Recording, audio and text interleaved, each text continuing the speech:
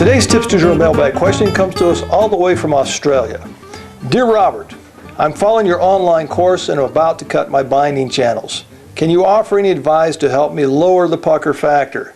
Thanks for all your videos, Andrew in Australia. Andrew, I've used just about every device and tool out there to cut binding channels, including doing it by hand. My favorite method these days is using the Lmi Binding Cutting Jig. There are several features that this jig offers that really helps me lower the pucker factor. Let me show you a couple of them. So here's the Lmi Binding Cutting Jig. The first thing I like about it is that I can clamp it to my bench with a couple of bolts that are included with it. I just put a couple of inserts into the bench and then bolt it on, so it's rock solid when it comes time to use it. Another feature I like is this counterweight here.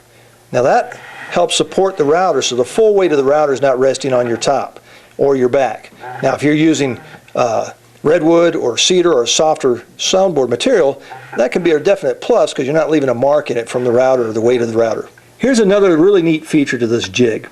In the past, most of your routers and your jigs out there, if you want to lower the depth of the bearing, you have to fiddle fart with the router mechanism to raise and lower the router. Now that is a technical term.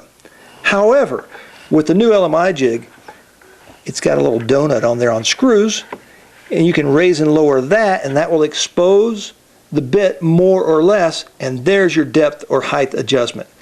That's really cool. I think Ed at Lmi stayed up overnight to think that one up.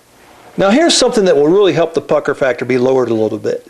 I like to use the Bosch Colt laminate trimmer with the Lmi jig. You can dial down the RPMs with the little dial here on top of the router.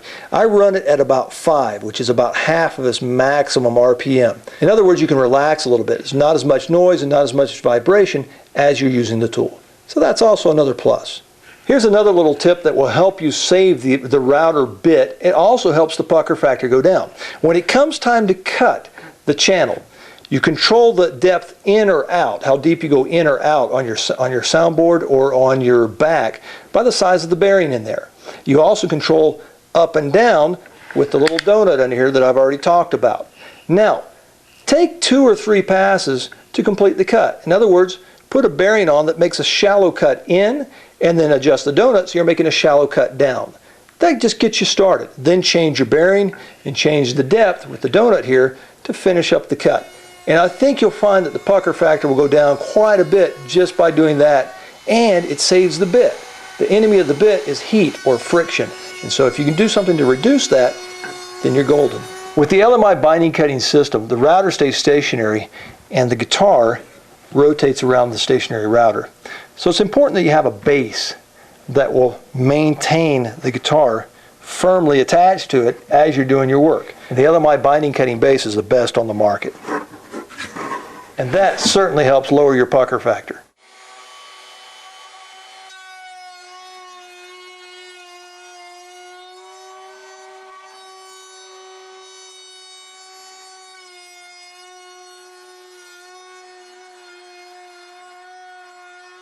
One other thing, Andrew, is you saw me cutting that first cut there, is you notice I came in at the widest point and traveled this way and this way. Same thing up here, widest point traveled this way and this way. The reason for that is when your router is coming around here, it's actually cutting into the grain, and it could chip or chatter or do something there.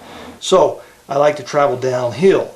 Now that presents a problem in some of the areas of the top. Now you're doing what's known as a climb cut. In other words, you're going in favor of the bit. You're going in the same direction of the bit, and it's going to want to pull into it slightly.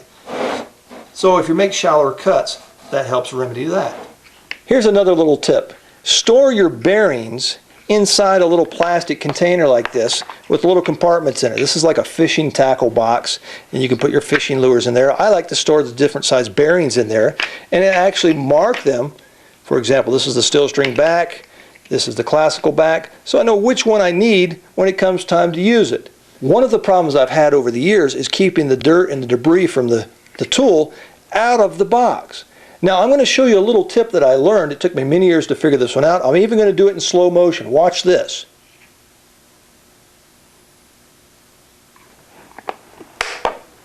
Just that little tip right there will keep the dirt and debris out of the bearings.